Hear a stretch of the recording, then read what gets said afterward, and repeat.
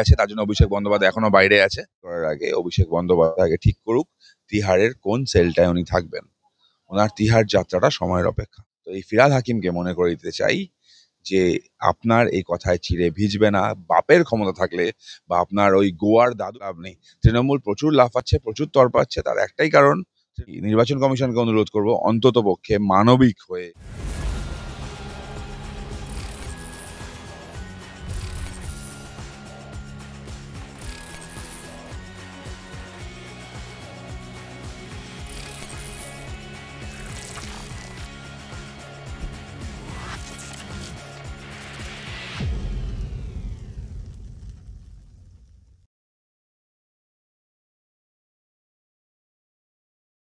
হাতি ঘোড়া গেল তল, মশা বলে কত জল, যে যা লাফানোর লাফাক, বলেছো তো এসআইআর চালু করতে দেবো না, হয়েছে তো। বলেছিল সিএ আইন আনতে দেবো না, এসেছে তো। কাশ্মীরে 370 যাওয়ার আগে বলেছিল 370 গেলে রক্তগঙ্গা বইবে, 370 বাতিল হয়েছে তো।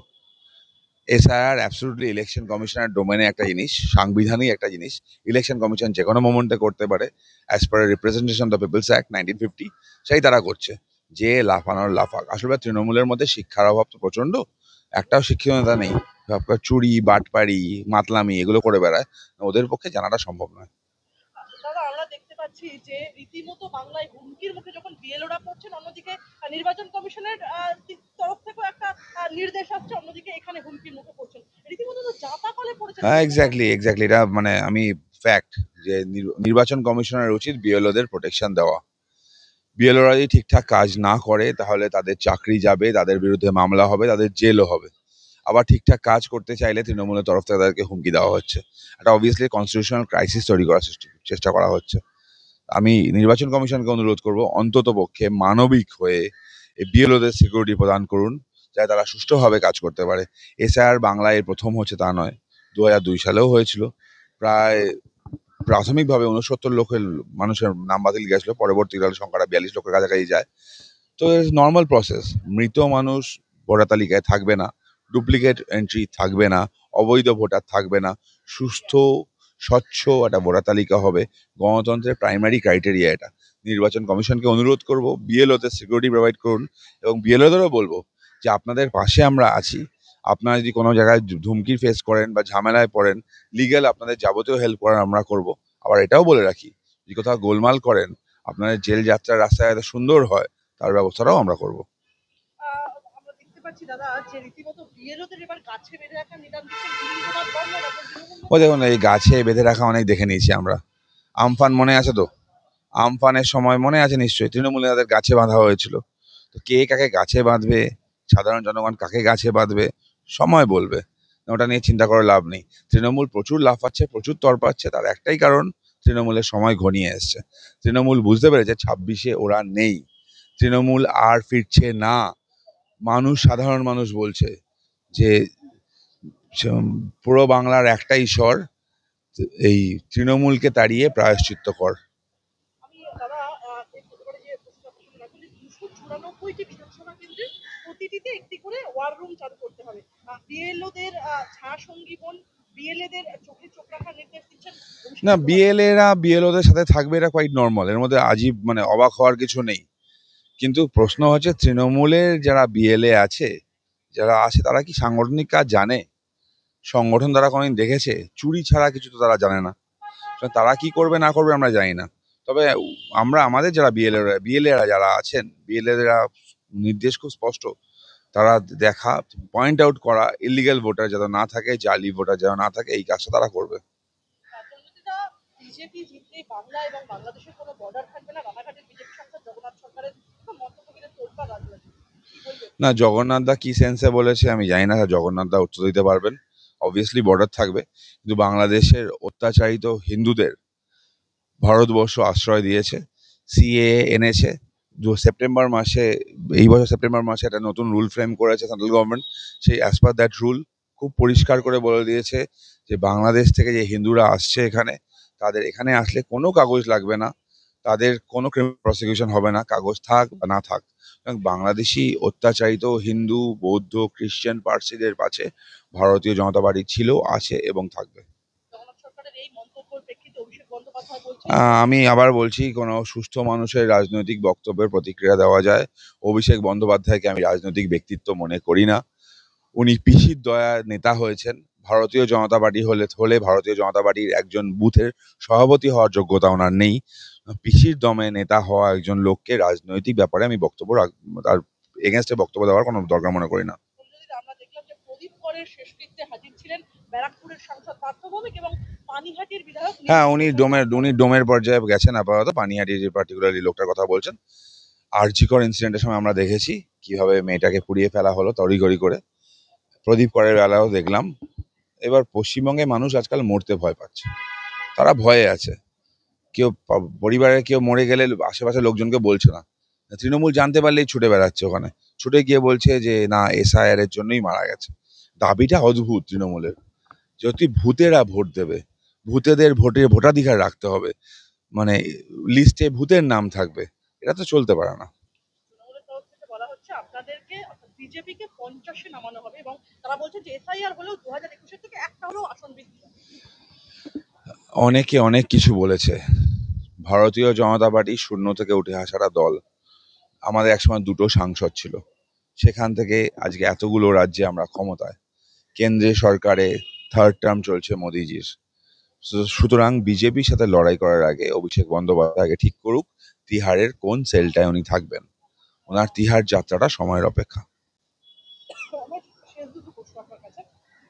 একটা প্রশ্ন আমাকে করতে হয় কুণাল ঘোষ। একদম বিভিন্ন সময় দেখা যায় তিনি বিভিন্ন মন্তব্য করে একদম একটা পরিস্থিতি গরম করে। তিনি এখন বলছেন যে 250টা আসন পেয়ে জয়লাভ করবে।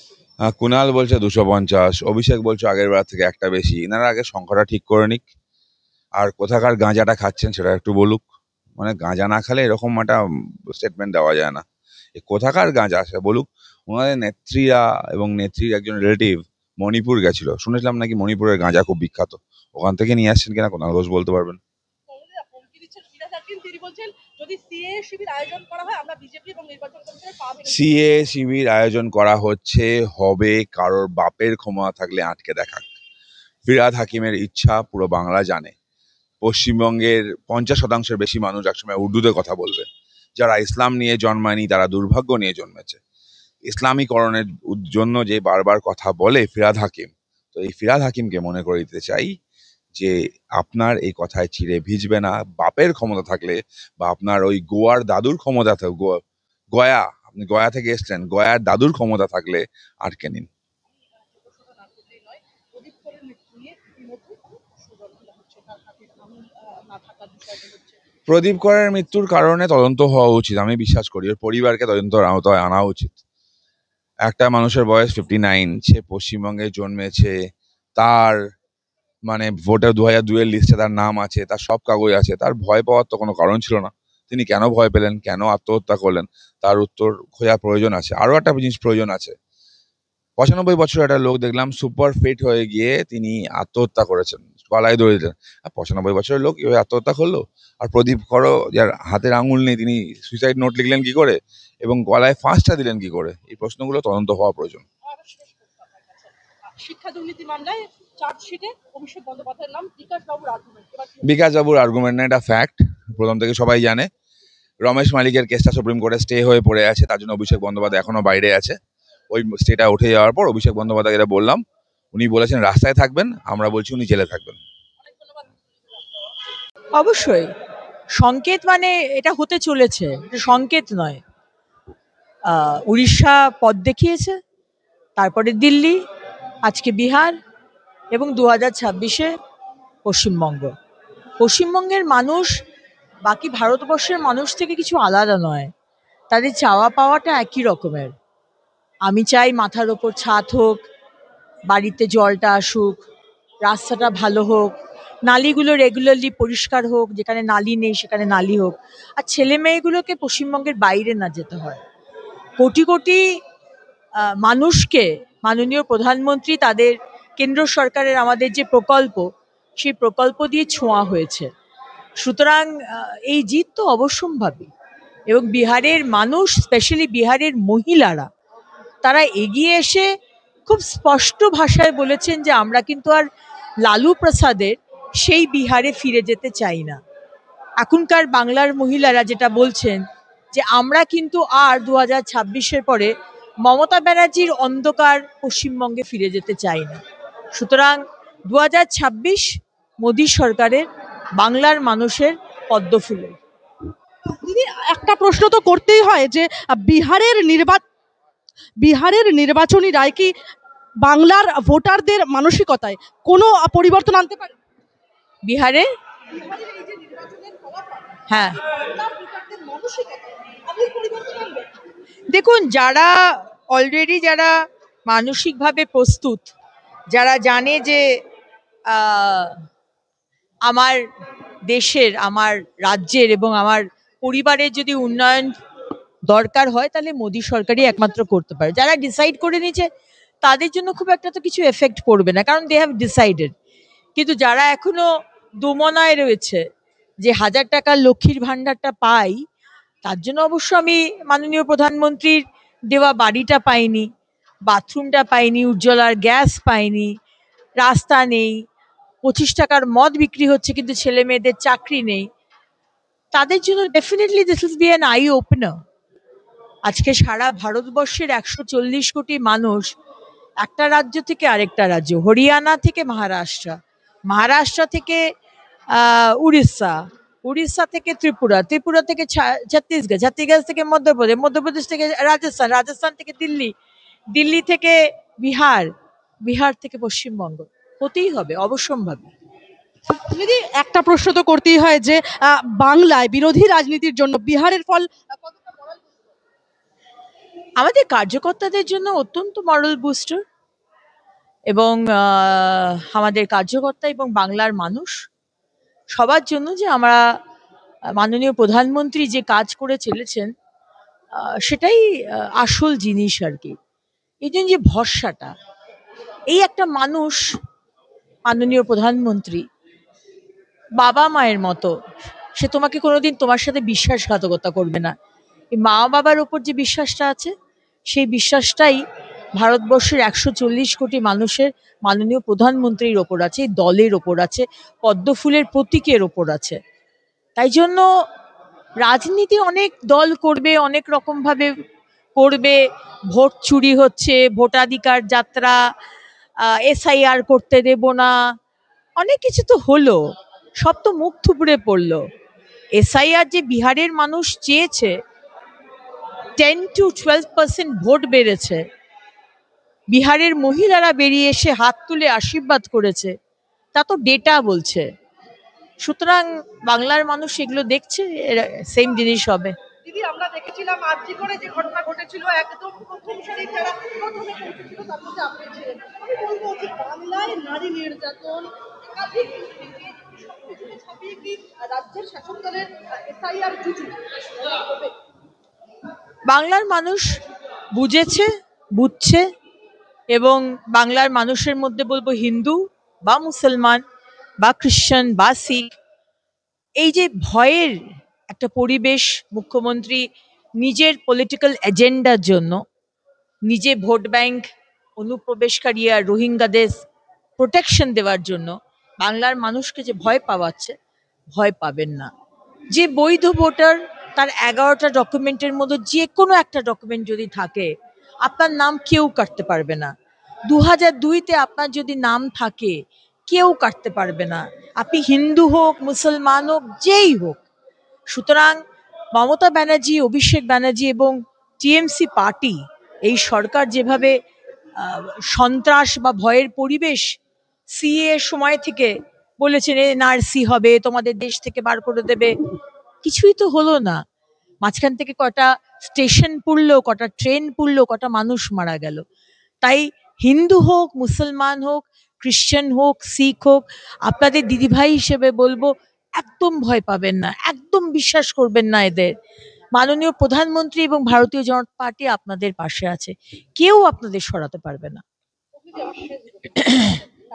একদিকে আমরা এই প্রশ্নটা রাজনৈতিক বিশেষজ্ঞরা তুলে যে এই বিহারের নির্বাচনী রায় কি কোথাও গিয়ে পূর্ব ভারতের ভারতীয় রাজনীতিতে নতুন সমীকরণ তৈরি করবে?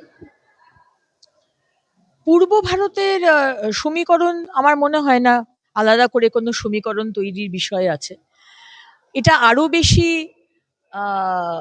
অবসোলিট হয়ে যাচ্ছে কংগ্রেস পার্টি, সেটা আবার করে বুঝিয়ে দিল।